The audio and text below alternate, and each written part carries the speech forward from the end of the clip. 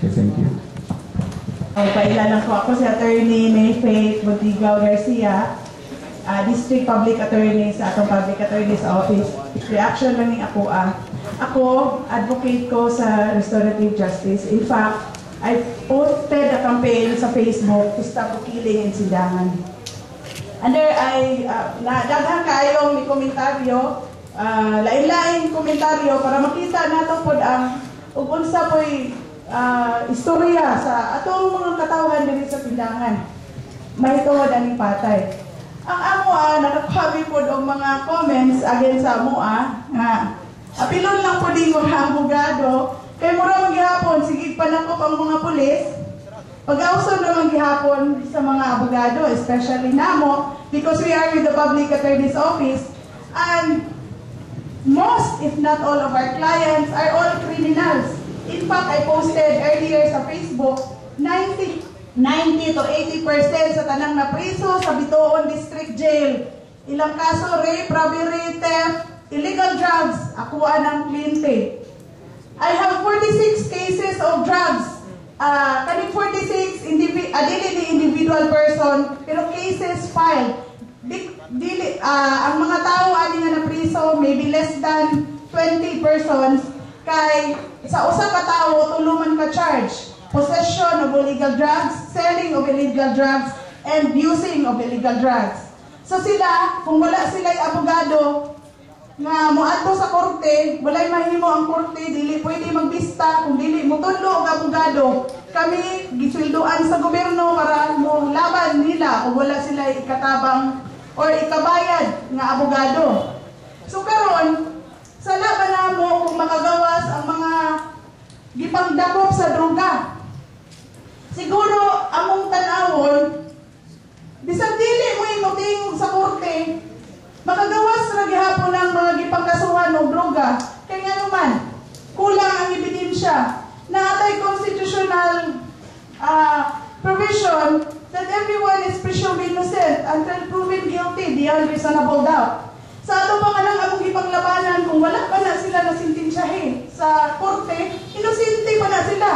So, kinsa man na ay dakong obligation to prove their guilt beyond reasonable doubt, it's the police.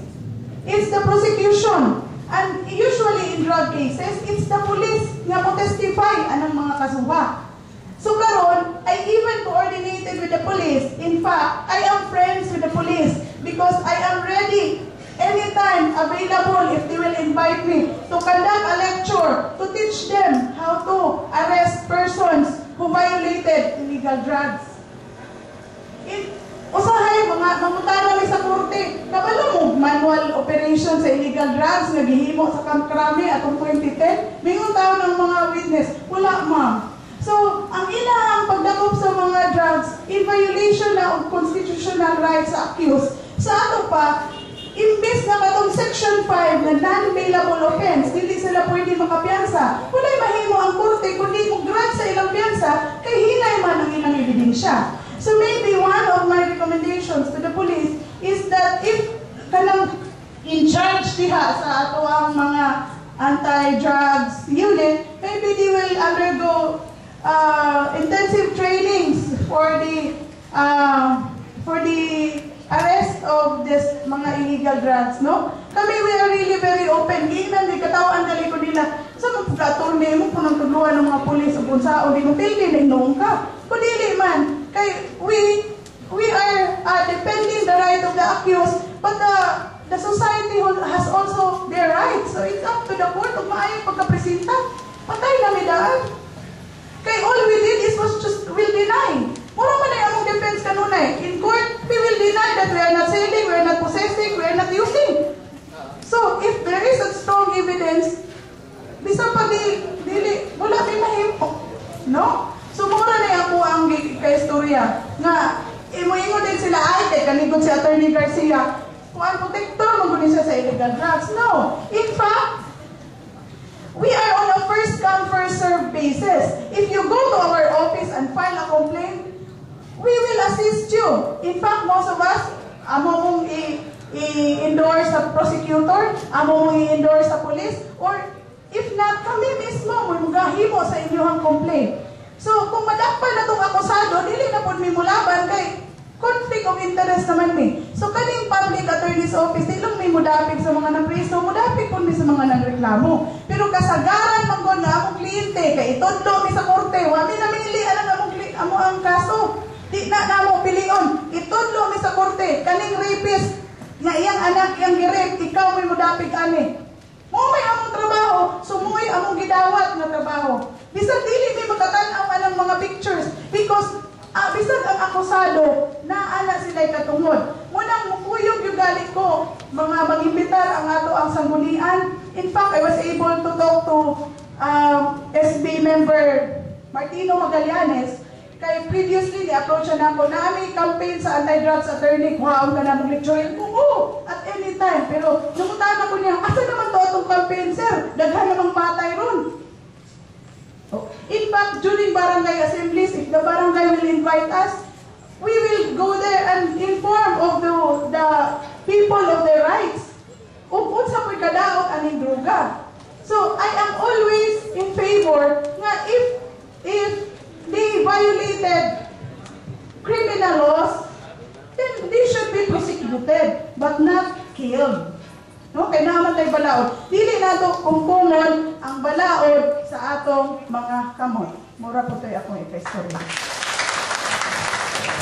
Sa ingon nga, isip usa ka magpabalaod sa lungsod, unsa may imong mahimo, anang imong igagaw nga si Tukloy.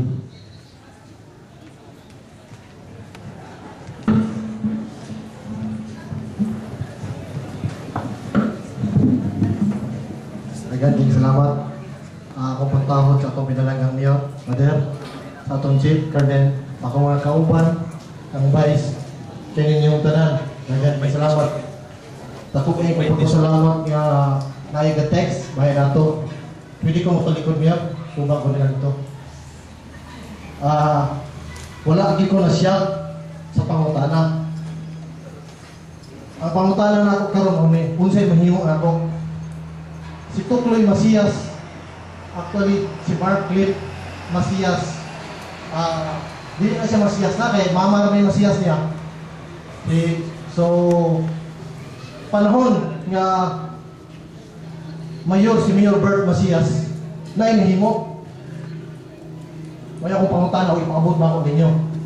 Wala. Anong wala man? Ako o pag-umangkon. Mo na isulti sa tao despite nga anak. Akong pangutan na karon na inahimo ang atong administrasyon karon. Mora na.